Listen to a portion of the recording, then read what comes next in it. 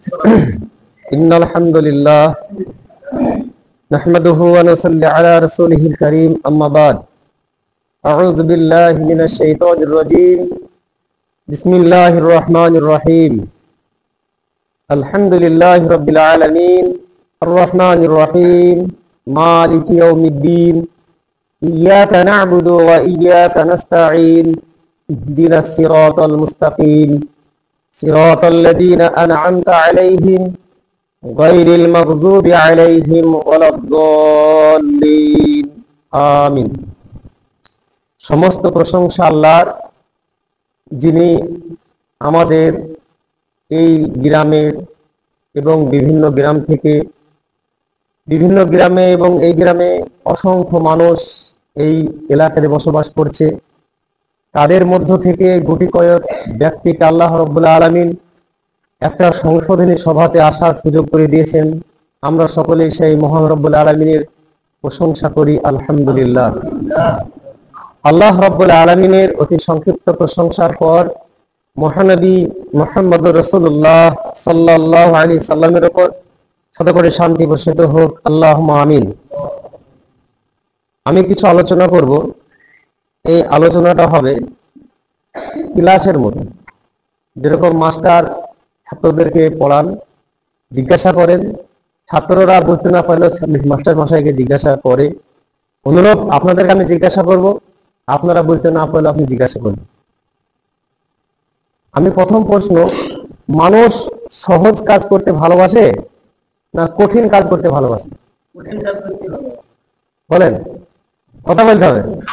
মানুষ সহজ কাজ করতে ভালোবাসে না কঠিন কাজ করতে ভালোবাসে?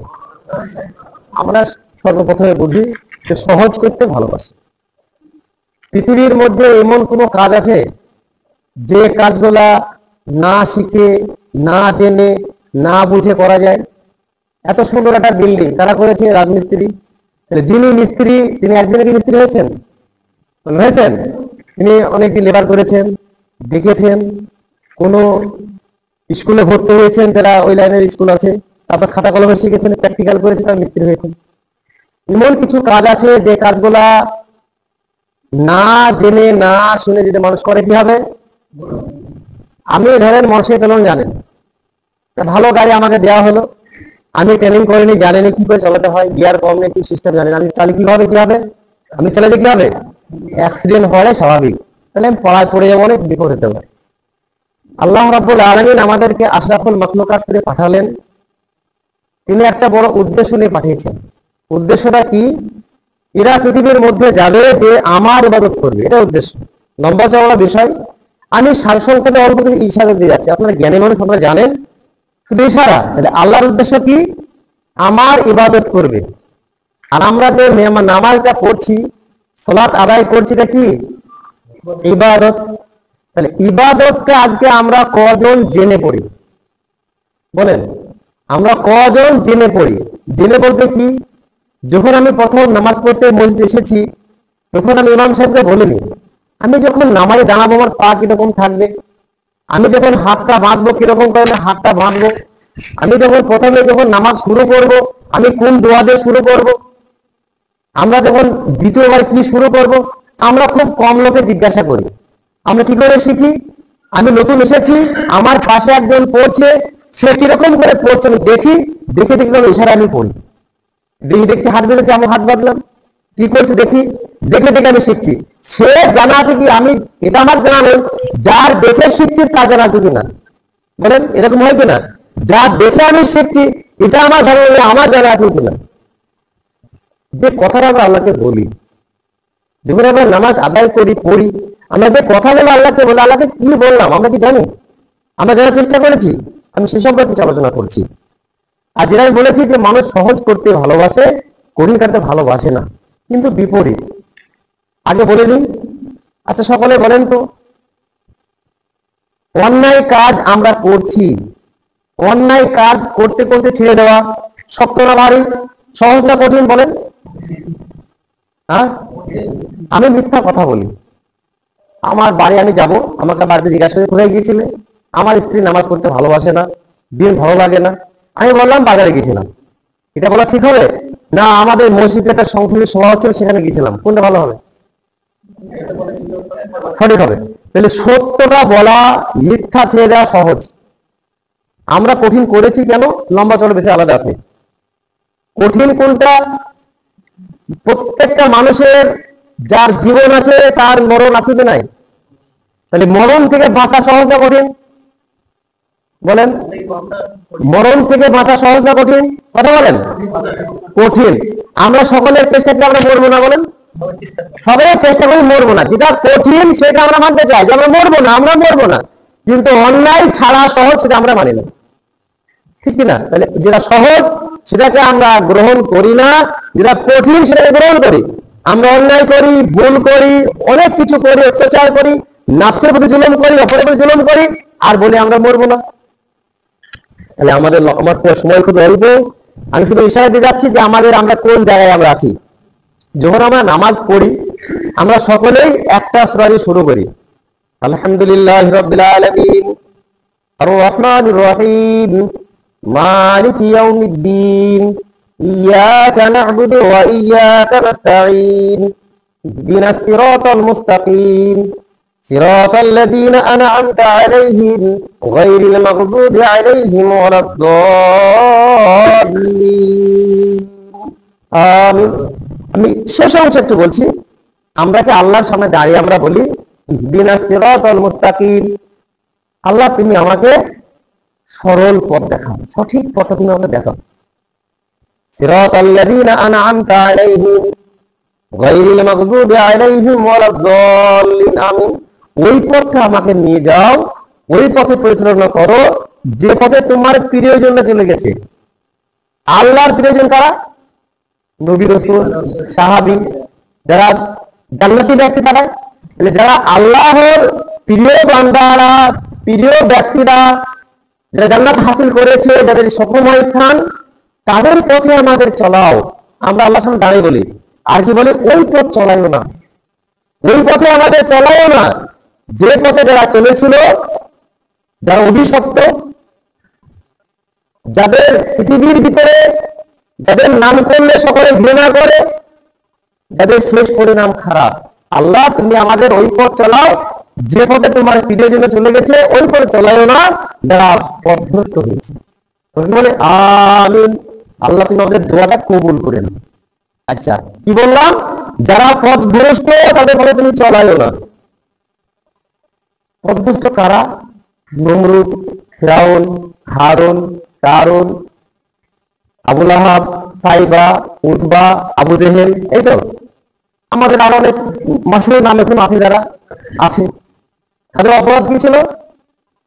নবীর আদর্শ ভালো লাগেনি, এক আল্লাহকে মানতে ভালো লাগেনি, তৌহিদকে তারা বিশ্বাস করেনি, তারা বহু বিশ্বাস করেছিল।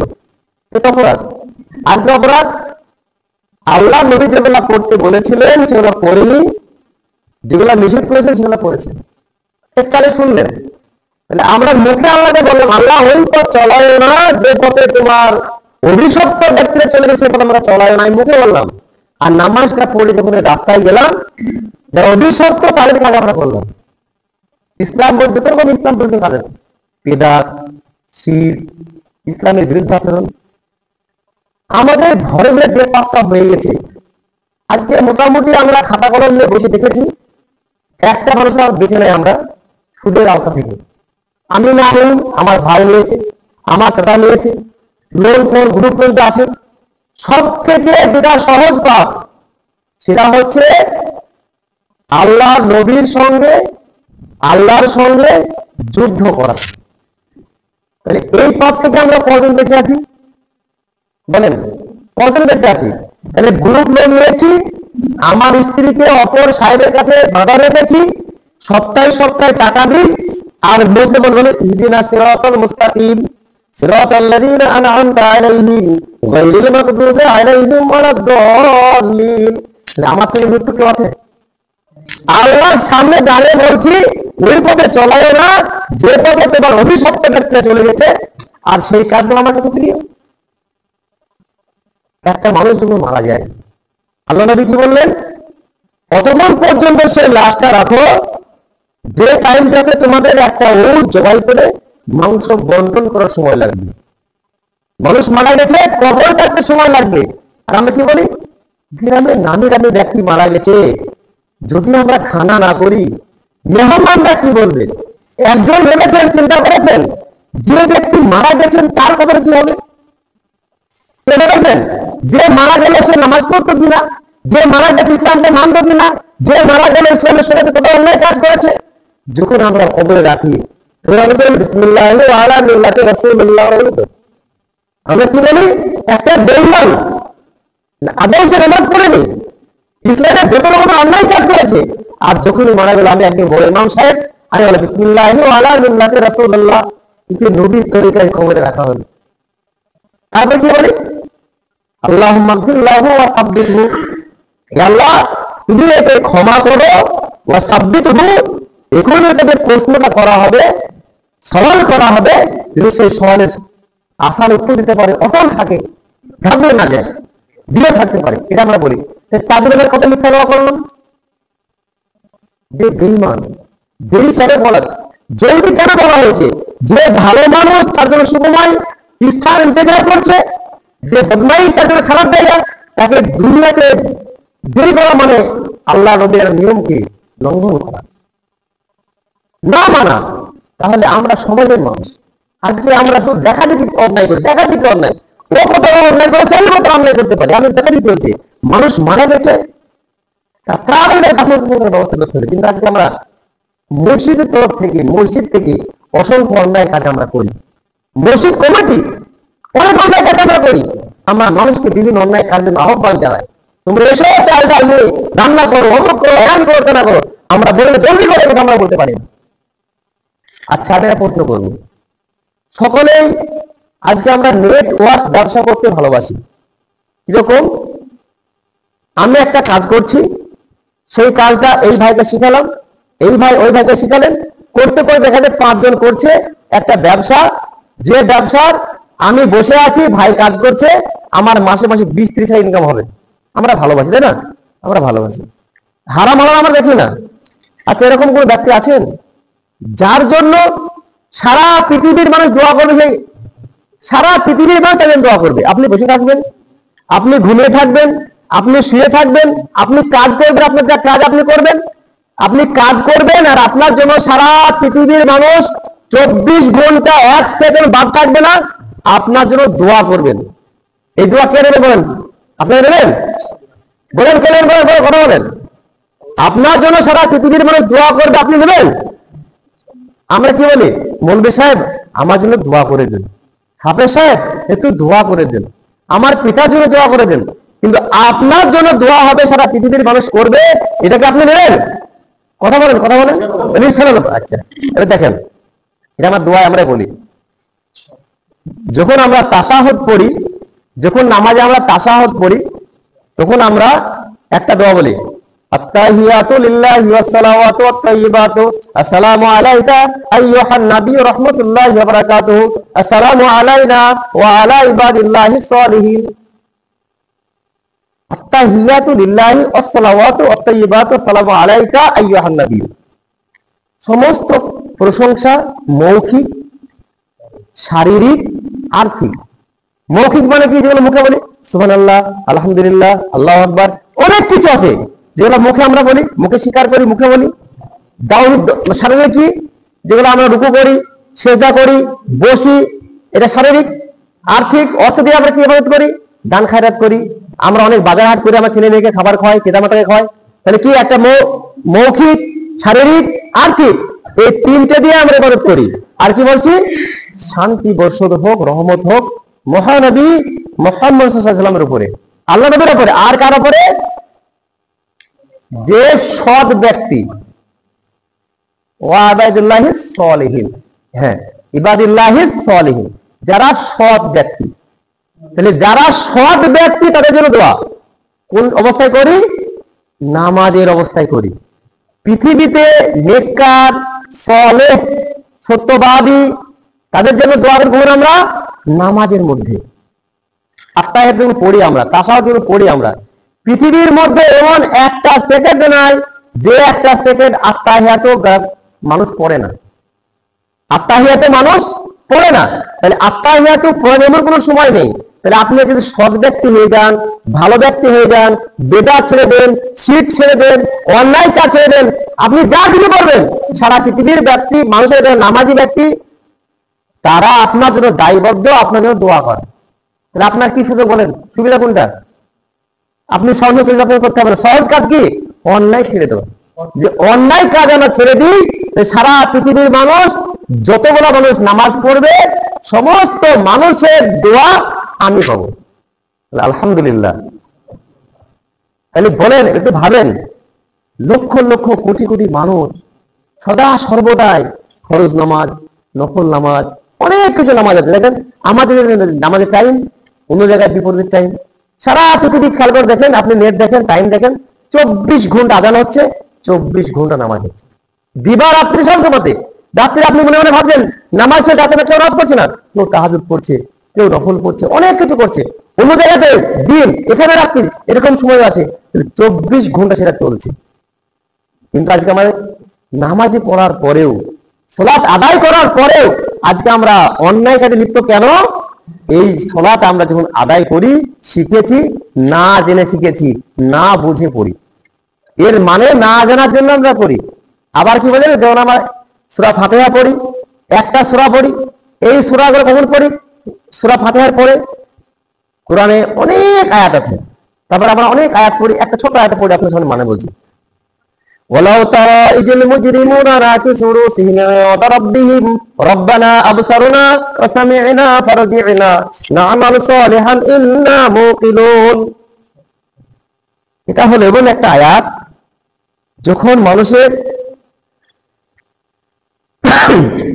হিসাব শেষ হয়ে যাবে, আমি যে পাপ করেছি, আমার পাপটা যখন প্রমাণিত হয়ে যাবে, প্রমাণ হয়ে যাবে আমি দোষী, কোন দিকে বাঁচার উপায় নেই, আমি মিথ্যা বলবো, অনেক কিছু বলবো, লম্বা চড়া বিষয়, আমি সেটা বলছি না। যখন আল্লাহর সামনে প্রমাণিত হব আমি পাপী, আমি দোষী, তখন এই একটাই বলবো, ওয়ালাউ তারা ইজল মুজরিমুনা নাকিসু রুসিহিম ওয়া রাব্বিহিম রব্বানা আবসারনা ওয়া সামি'না ফারজি'না না'মাল সালিহান ইন্না মুকিনুন। আল্লাহ, আমি খুব ভুল করেছি, অন্যায় করেছি। পৃথিবীর মধ্যে যারা ভালোর জন্য বলতো, তাদেরকে আমরা মনে মনে ভাবতাম এটা ওদের ব্যবসা, এটা ওদের করে খাওয়া রাস্তা, অনেক কিছু করেছি, তাই নয়, ঠাট্টা মজা করেছি। আল্লাহ, বুঝতে পারলাম আজকে আমার ভুল, আমার অন্যায়, আমাকে একটু সুযোগ দাও, একটু আমাকে টাইম দাও। যে জায়গাটাকে আমি অপছন্দ ভেবেছিলাম, খারাপ ভেবেছিলাম, মসজিদ, আমি দুনিয়া থেকে বিবাহ শাদী করবো না, সর্বদাই সেই মসজিদ থাকবো। যে মানুষদেরকে আমি ঠাট্টা মজা করেছিলাম, জামা দিয়ে টেনে দিয়েছিলাম, খেলা দিয়ে ফেলে দিয়েছিলাম, তাদের সঙ্গে বন্ধুত্ব করবো। আল্লাহ, আমাদের সুযোগ দাও, আমি অন্যায় করেছি, আর করবো না, যে করেদিন বাঁচবে সদা সর্বদাই ভালো কাজ করবো। আল্লাহ ছেড়ে দেবেন? বলবেন যাও চলে যা, বলবেন? আল্লাহ সুন্দর কথা বলবেন, ওয়ালাউ শি'না লা'আতাইনা কুল্লা নাফসিন হুদাহা ওয়ালাকিন হাক্কাল কাওলু মিন্নী লা'আমলা'আন্না জাহান্নাম মিনাল জিন্নাতি ওয়ান নাসি আজমাইন। আমি জাহান্নামকে তৈরি করেছি তোমাদের জন্য, আমি এমনি করিনি, তোমাদেরকে বিবেক দিয়েছিলাম, বুদ্ধি দিয়েছিলাম, জ্ঞান দিয়েছিলাম, আশরাফুল মাখলুকাত করে পাঠিয়েছিলাম, এত কিছু বলার পর আপনি মূল্যায়ন করেন, বোঝেন। আজকে তোমার আফসোস, তোমার কান্না আমার কাছে গ্রহণযোগ্য হবে না। আল্লাহ বললেন, নিজেও ভাগিয়ে